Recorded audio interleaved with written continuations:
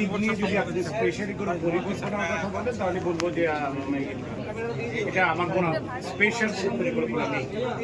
মানে সিম্পলি সকালবেলা উঠা, নামাজ পড়তে যাওয়া, হচ্ছে যে মার কবরে যাওয়া এবং আমার শ্রদ্ধা করা হয় এটা হলো মা।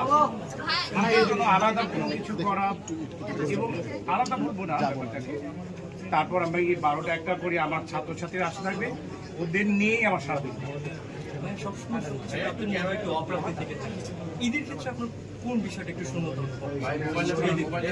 শূন্যতা শব্দটা ব্যবহার করতে চাই না, তবে আমি ব্যবহার করতে আগে যেমন ছোটবেলা থেকে আমার একটা বদভ্যাস ছিল যে সকালে একটা ড্রেস পরা, বিকালে একটা পরা, রাতে একটি ড্রেস পরা। এটা মাঝে মাঝে মনে হয় যে এখন তো মনে হয় সেই রকম হয় না, তাও কেনা হয়। কিন্তু ওই ছোটবেলার যে অনুভূতিটা, এটা বড় হতে আন্ডাউটলি একই রকম থাকার কথা। বাট স্টিল দেন আমি বলবো যে ওইটা মিস করে আসলে সকালবেলা একরকম ড্রেস পরে খেলাধুলা করা, ওইটা মনে হয়ে যাওয়ার পর আর একটা ড্রেস পরা। ইভেন এটা আমার ব্যাপার ছিল যে জোর করে হলে পরও বাবা মার কাছ থেকে 3টা ড্রেস নেয়া, সেটা অনেক দামি হতে হবে। ইট ওয়াজ নট লাইক দ্যাট, ব্যাপার সেরকম না। বাট 3টা ড্রেস হতো যেরকমই, এটা মিস করি মাঝে মাঝে। তাছাড়া বলি যে আল্লাহ যেরকম রেখেছেন কোয়াইট গুড।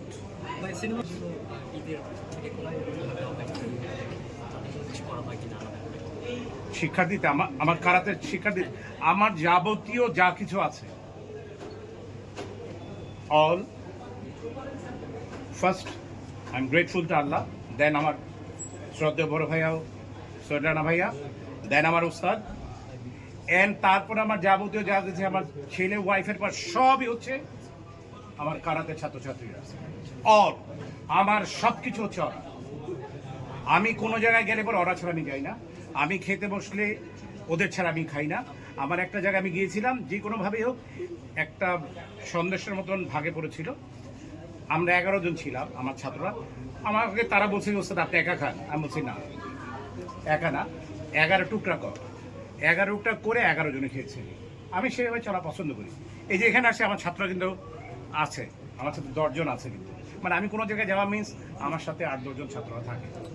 মানে আমার মেইন কথা হচ্ছে আমি ওদের সাথে থাকতে ভালোবাসি, ওরা আমার সাথে থাকতে ভালো। ভাইয়া সাম্প্রতিক সময়ে দেশে যে বিশৃঙ্খলা ঘটছে, শিশু হত্যা, নির্যাতন, আমরা একটা জিনিস কথা বলেছি যে যদি প্রতি ঘরে ঘরে মার্শাল আর্টের এই কালচারটা তৈরি হতো তাহলে তাদের স্বাস্থ্য সুরক্ষা, তাদের নিজের আত্মরক্ষা করতে। ভেরি গুড, এই ধরনের প্রশ্ন করেছেন। এই ধরনের প্রশ্ন করে আমার উত্তরতে মজা লাগবে। ওইগুলো কন্ট্রাডিক্টরি হয়ে যায় অনেক। মানে একটা সত্যি কথা বলতে গেলে একজনের বিরুদ্ধাচরণ হয়ে যাবে, সে দুঃখ পাবে যে রুবেল ভাই আমার বিরুদ্ধে কথা বললো। কিন্তু অনেক সময় সত্যি বলতে গেলে না অনেক সিনারিওটা বেরিয়ে আসে। বাট এখন যে প্রশ্নটি করেছেন আমি মনে করি এটা আমি সর্বসময় বলে এসেছি, সর্ব জায়গায় আমি বলেছি যে আনডাউটলি আমাদের প্রত্যেকটি ঘরে ঘরে মার্শাল আর্টের শিক্ষার্থী থাকা উচিত। স্পেশাল আমি মনে করি প্রত্যেকটি স্কুল কলেজে, যেমন চায়না, জাপান, কোরিয়াতে কম্পালসারি হচ্ছে কারাতে জানতে হবে আপনাকে। সো বাংলাদেশের যে প্রেক্ষাপট, এই প্রেক্ষাপটে আমি এই মুহূর্তে মনে করি যে প্রত্যেকটি স্কুল কলেজ ইউনিভার্সিটিতে মার্শাল আর্ট, এটার মধ্যে অনেক রকম আছে। কারাতে আছে, কুংফু আছে, উশু আছে, তাইকুন্ডো আছে, অনেক প্রকার আছে। যে প্রকারই হোক প্রত্যেকটি ছেলেমেয়ের শেখা উচিত, জানা উচিত। স্পেশালি আমি বলবো এই জানা উচিতের মধ্যে স্পেশাল আমি যেটা বলতে চাই সেটা হচ্ছে আনডাউটলি প্রত্যেকটি মেয়ের শেখা উচিত। এটার কোনো বিকল্প নেই। বিকজ আমরা যেই ধরনের ধর্ষণ দেখতে পাচ্ছি, একটি ছেলে একটি মেয়েকে নিয়ে যাচ্ছে, তো সে যদি তার এই আত্মবিশ্বাসের সাথে তার সেলফ ডিফেন্সটা যদি তার জানা থাকতো, তাহলে আমি মনে করি যে এই যে আজকে যে অবস্থাটি তৈরি হয়েছে, এই অবস্থানটা কখনোই তৈরি হতো না। অভিভাবকদের উদ্দেশ্যে আপনি কি জি মন্তব্য নিষ্প্রয়োজন, এই ব্যাপারে কোনো কথা বলবো না।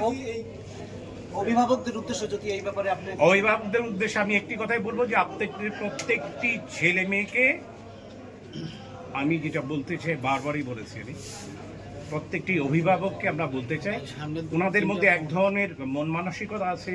ওনারা মনে করেন যে কারাতে শেখালে পরে যে তারা গুন্ডামি পান্ডামি করবে, ব্যাপারটি আসলে সেরকম না। আত্মরক্ষার যে কৌশলগুলো, কলা কৌশল যেগুলো আছে, আমি মনে করি প্রত্যেকটি অভিভাবকেরই উচিত তার বাচ্চাকে শেখানো। আমি মনে করি এটি বাচ্চাকে শেখানো, আমি যে বাচ্চাটি শিখে আসতে গ্র্যাজুয়ালি বড় হবে, he can defend himself, at the same time he can defend his family, সে কিন্তু তার পরিবারকেও বাঁচাতে পারবে।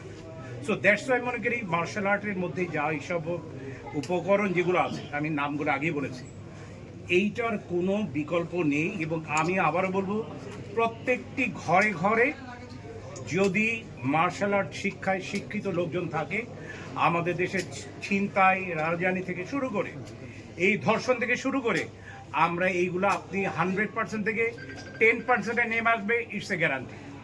ইনশাআল্লাহ এই ব্যাপারে আমি গ্যারান্টি দিয়ে বলে যেতে পারি, যদি প্রত্যেকটি ঘরে ঘরে সেরকম লোক থাকে, আনডাউটলি আপনি এই ধরনের ঘটনা ঘটবে না। আপনার একটা ওয়েব ফিল্ম জনপ্রিয়তা পেয়েছে, অভিনীত, এবারে যে আমরা কি সেরকম কিছু দেখতে পাবো? ধামাকা আমি ইনক্লুসিভ আসলে শখের বসে একটা করেছিলাম। আচ্ছা, আমি যেহেতু ফিল্ম পিপল, আমরা তো শুনেছি আপনাকে রিকোয়েস্ট করে নেওয়া হয়েছে। যাই হোক, ওইটা এখন কন্টিনিউ করবেন কিনা? অনেক জনপ্রিয়তা অর্জন করেছে, কন্টিনিউ করবো। মানে ব্যাপারটি হচ্ছে যে যদি ওই ধরনের ভালো কিছু হয়, আমি ওইটাকে আমার কোনো আমার নাক কুচকানো বা ওইটা করবো না, ওইখানে ছোট সে যাবো কোনো, ওই ধরনের কোনো মনোবৃত্তি আমার নেই। বাট আমার মতো যদি হয়, মানে যেখানে আমাকে প্রেজেন্ট করতে পারবে সুন্দরভাবে আমার মতো করে, দেন আই উইল অ্যাক্ট, আমার কোনো সমস্যা নেই। আক্ষেপ কি ভাই? জি, আপনার আক্ষেপ কি জীবনে? আমার কোনো আক্ষেপ নাই, বিকজ আমি মনে করি যে আল্লাহ তাআলা আমাকে যা দিয়েছেন, আমি যতটুকু না যোগ্য, তার চেয়ে আল্লাহ তাআলা আমাকে অনেক অনেক বেশি দিয়েছে।